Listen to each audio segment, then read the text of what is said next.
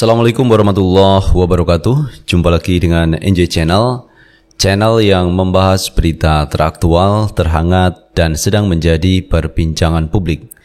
Sahabat NJ Channel, kali ini yang akan kita bahas mengenai calon presiden 2024, di mana hari-hari ini kita melihat sudah ada gerakan dari kelompok elit untuk mengunggulkan, untuk menjagokan calon presiden untuk bisa maju di 2024.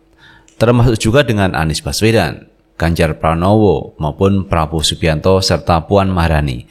Jadi kalau saya melihat ini ada 4 tokoh yang diunggulkan untuk maju di 2024. Namun demikian, semuanya belum ada deklarasi untuk diusung dari partai politik.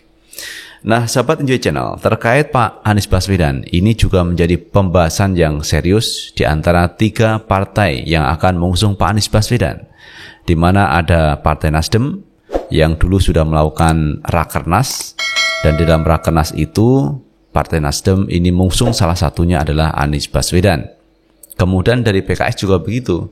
PKS menginginkan agar Anies Baswedan maju di 2024. Dan sementara di Demokrat ini ada usulan Anies Baswedan, juga ada usulan AHY untuk menjadi calon presiden. Jadi ini yang belum solid saya pikir dari pihak Demokrat. Tetapi semua itu kalau kita lihat secara real, Pak Anies lah yang punya peluang besar untuk maju di 2024 dari koalisi Nasdem, PKS, dan Demokrat. Nah, sahabat Enjoy Channel, untuk lebih jelasnya coba kita baca beritanya. Kita ambil berita dari Kompas. PKS sebut Anies capres terkuat dalam pembahasan bersama Partai Nasdem dan Demokrat. Juru bicara Partai Keadilan Sejahtera PKS, M. Khalid, mengatakan, Gubernur DKI Jakarta Anies Baswedan menjadi sosok terkuat dalam pembahasan calon presiden bersama Partai Demokrat dan Partai Nasdem pada pemilu 2024. Kalau dari sisi capres, sosok Anies Baswedan menjadi yang terkuat dalam pembahasan meskipun tidak menutup pada pemilihan lainnya, sebut Khalid pada Kompas Kamis 22 September 2022. Ia menambahkan, ketiga partai politik parpol ini tak punya resistensi pada Anies, sehingga bisa diterima oleh ketiganya. Khalid mengatakan meski Anies bukan kader PKS, tetapi mereka memiliki hubungan baik dengan pada Pilkada DKI 2017. Kader-kader PKS juga menerima sosok Anies Baswedan, katanya. Sementara itu, lanjut Khalid, Partai Nasdem pun juga punya kecocokan dengan Anies. Apalagi Anies adalah salah satu kandidat capres yang diusulkan dalam Rakernas Partai Nasdem. Begitu juga dengan Partai Demokrat yang terbuka untuk mengusung Anies. Bagi Demokrat, sosok Anies juga tidak ada resistensi, ucapnya. Di sisi lain, Khalid menuturkan saat ini ketiga parpol juga masih membahas soal figur calon wakil presiden cawapres yang akan diusung. Ia menyebut PKS mengajukan 3 kandidat, yakni mantan Gubernur Jawa Barat Ahmad Heriawan, mantan Gubernur Sumatera Barat Irwan Prayitno, dan Wakil Ketua MPR Hidayat Nur Wahid. Itu adalah versi dari PKS yang mengusulkan ini kader-kader PKS untuk menjadi calon wakilnya.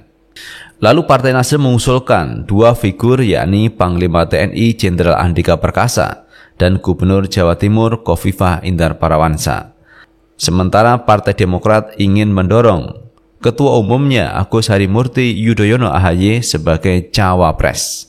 Jadi masih dinamis, kita ingin yang terbaik buat rakyat, yang paling potensial menang, yang paling punya kapasitas memimpin bangsa, ujarnya.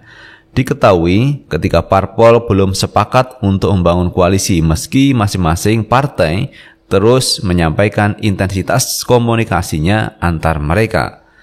Wacana duet Anies AHY muncul untuk Pilpres 2024 jika koalisi ini terbentuk.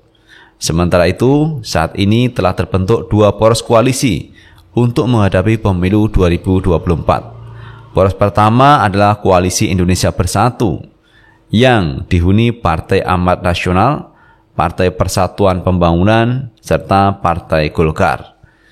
Kemudian koalisi antara Partai Gerindra dan Partai Kebangkitan Bangsa. Sementara PDIP yang merupakan partai pemenang pemilu 2019 masih melakukan safari politik dan belum menentukan arah koalisinya. Partai pimpinan Megawati Soekarnoputri itu menjadi satu-satunya parpol yang bisa mengusung capres-cawapresnya sendiri. Nah, itu sahabat Enjoy Channel terkait pembahasan di tingkat partai politik antara PKS, Nasdem, dan Partai Demokrat. Kecenderungannya adalah untuk mengusung Anies Baswedan di 2024. Jadi saya melihat sudah ada chemistry antara ketiga partai politik ini untuk mengusung calon presiden sendiri. Dan salah satu alternatifnya adalah mengusung Anies Baswedan. Kemudian wakilnya ini yang menjadi pembahasan. Kalau pihak Demokrat mengusulkan yaitu AHY menjadi calon wakil presiden.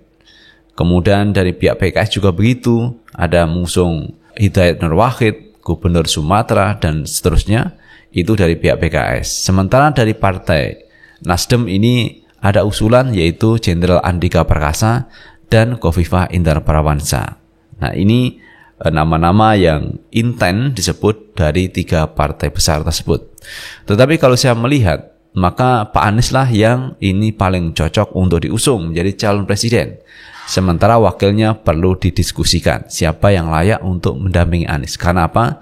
Karena pemilu 2024 ini saingannya juga cukup berat. Di sana ada Prabowo Subianto, ada Ganjar Pranowo, ada Puan Maharani. Dan ini adalah pesaing yang harus diperhitungkan oleh pihak Partai Nasdem, Partai Demokrat, dan PKS. Karena tidak menutup kemungkinan mereka juga calon kuat untuk menantang Anies Baswedan di 2024. Nah, kalau kita melihat Pak Anies Baswedan, ini peluang menang juga cukup besar. Kemarin saya sudah melakukan polling di akun YouTube saya. Di situ kita sandingkan antara Anies, kemudian Ganjar, Prabowo, dan Puan. Ternyata mayoritas itu memilih yaitu Anies Baswedan. Jadi ketika pemilu digelar hari ini, siapakah yang Anda akan pilih? Saya sebut di situ ada Anies, ada Prabowo, ada Puan.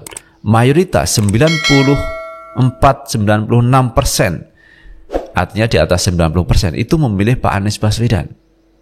Ini peluang Pak Anies cukup besar teman-teman untuk diusung menjadi calon presiden. Kemudian ada polling yang dilakukan oleh ILC. ILC di situ ada nama Anies, ada Ganjar, ada Prabowo.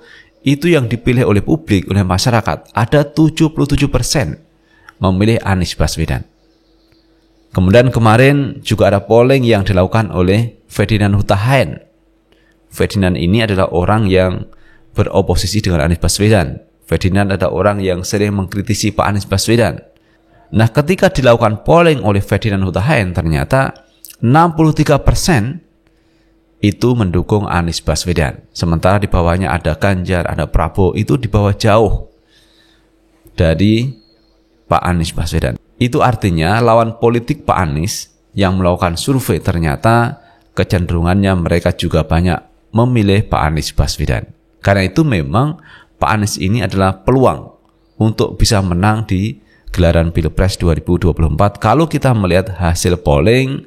Jadi di mana-mana ada nama Pak Anies Baswedan, walaupun Pak Anies ini selalu dipojokkan, selalu dikritik, selalu disindir, dilabeli hal-hal yang negatif, namun suara Pak Anies tetap di atas. Itu artinya bahwa masyarakat ternyata menyukai Pak Anies Baswedan untuk menjadi calon presiden.